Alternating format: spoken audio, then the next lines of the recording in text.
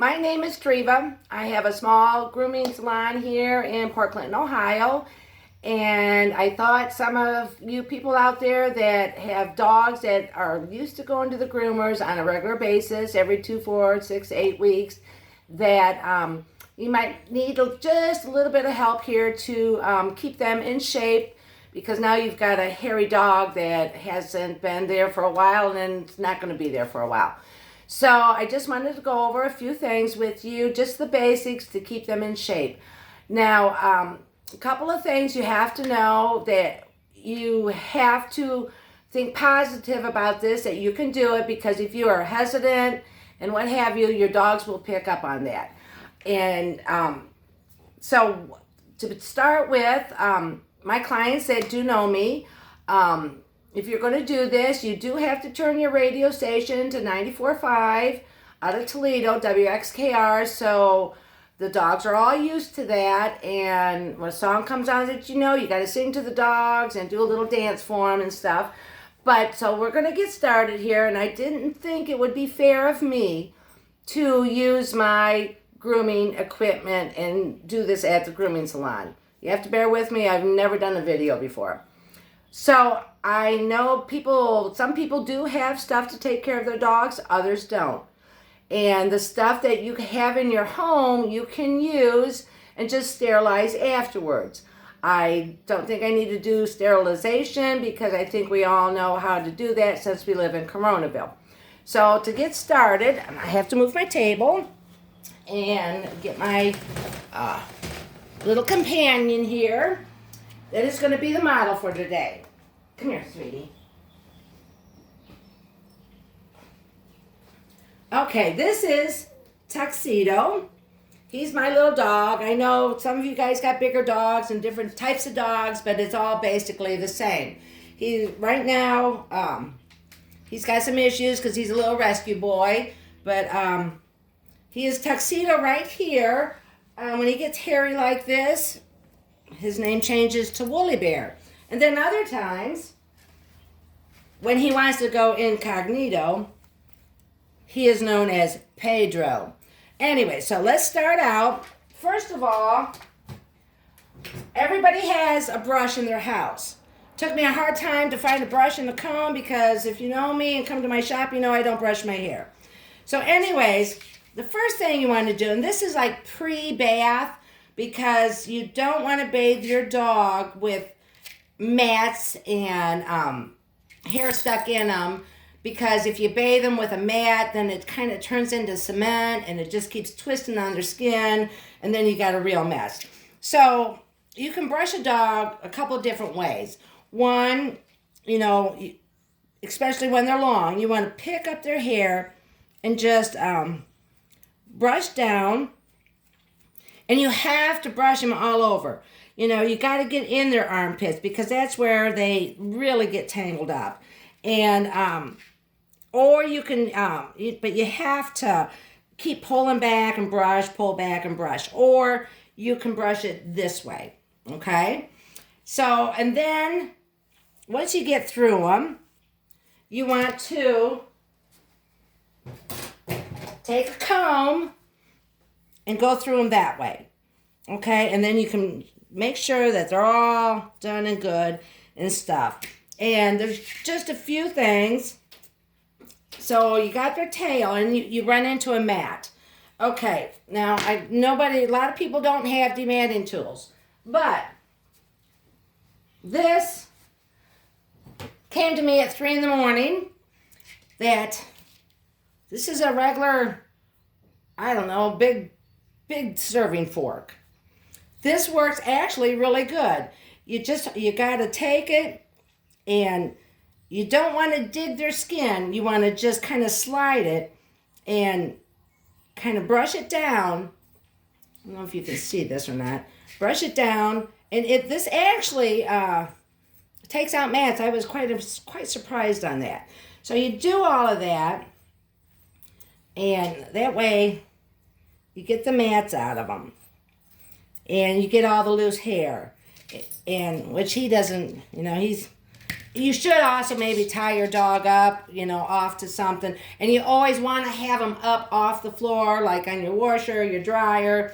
This is out on my porch on a card table. Anyway, so you do that and brush that all out. And then you want to make sure that the comb goes through it.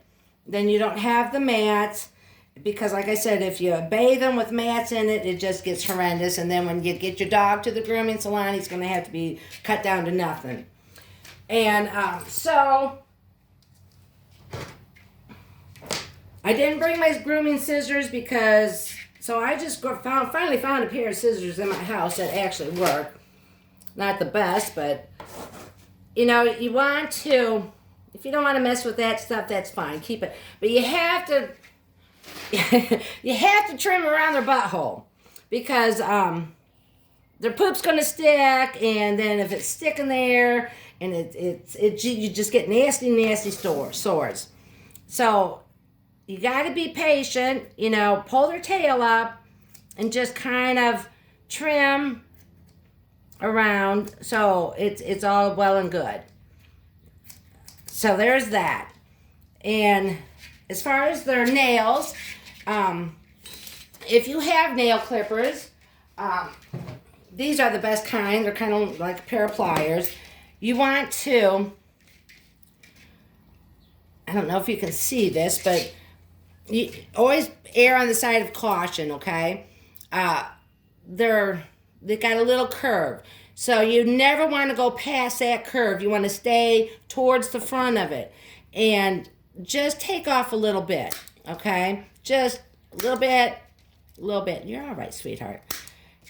And now if you have like the guillotine type, those are the ones that you stick their nail in there and clip them.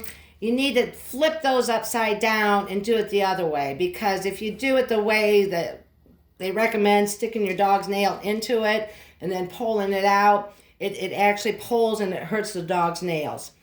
So as far as their face goes, here, get around here. Be a good boy. They get a lot of goobers here. So you want to make sure that clean it out. Take a warm washcloth, whatever. Get that stuff out of there, because if this stays here, it's going to put sores on it. So you want to hold their face, one side, and just, as you can see, I haven't taken care of him for a while. He has issues about being groomed and stuff, and he's a good boy, but like I said, he's a rescue. So anyways, you want to brush down there and take your comb. And see, he does have a little bit. So you take your fork, your salad fork, and do this. And that breaks up any mats and stuff. You're a good boy. I don't have my music on now because I figured you wouldn't be able to hear me talk, so. But anyway, so the fork works fantastic. I might start using that at the shop. Okay, so then brush that out. You want to keep this because you need to do this pre-bath. That way, like I said, so, and then you bathe them. And, of course, this is like a junk comb. I got another one. I had to tear my house apart to find all this stuff. So, here we go. There, that one's better. There. And if you want to trim their face, that's fine, But, if you do, it's just...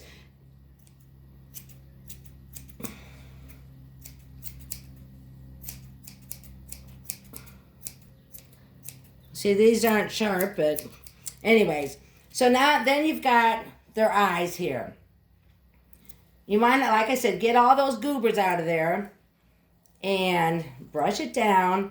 And, I know a lot of you aren't used to using scissors up close to your dog's eyes, but just kind of bring them in like this, off to the side. These scissors don't, I thought these were, there we go. Off to the side a little bit.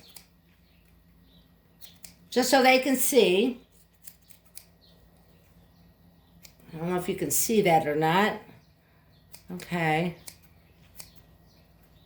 And this is for any dog that has the hair growing in their face. And then,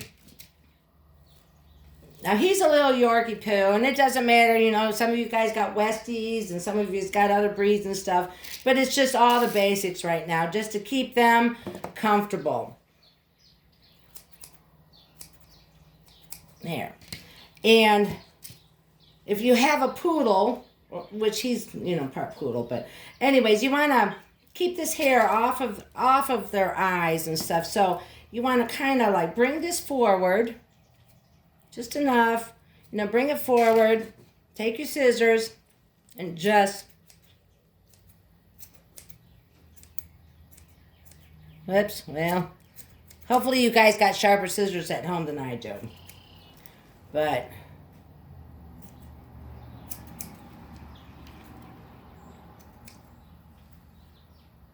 there. That way they can see, and you can see them. And then the other place that you want to do is their pads. Their pads is one of the most important because their hair keeps growing inside here.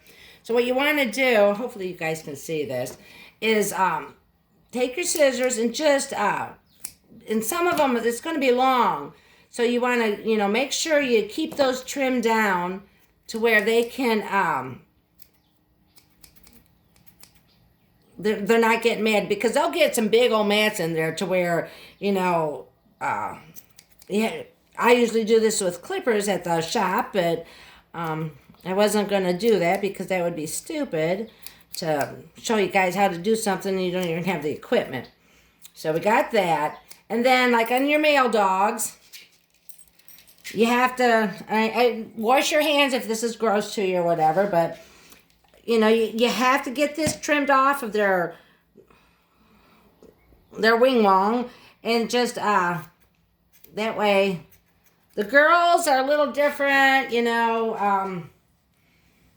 I can't show you that because he's not a girl. Other than that, I think that's about. Oh, one other thing. Heavy coated labs or heavy coated like Shelties or King Charles, stuff like that that's got hair that sticks in them. You do want to use this, okay? And if you want to cut the dog, you know, because say he's getting long and he's just a mess, you know, you just kind of bring the stuff out, bring it down, you know, and just cut it that way. Same like through here, you know, just like that. And then for like a lab that sheds a lot and stuff, these are little scouring, they're like that silicone scouring thing. You can use them to scour your pads, or pans, and you can use them to for hot pads and everything. These actually, they've got a lot of ripples on them, would work great to brush a lab, which you still want to use your hairbrush. Brush them like that, and because some of your labs are really thick coated, and then you can use your salad fork also, because usually their hair is always back in here. Now also, some dogs have warts, so you just kind of want to be aware of where the warts are, because if you hit them with a brush even, they'll bleed, and they bleed like mad. And so what you need to do is just, if you don't have Quick Stop, just put a dab of flour on it, or cornstarch, something just to clot it enough to get it to not bleed. There was one other thing I can't think of what it was. Do you know? But you always got to make sure that they feel comfortable.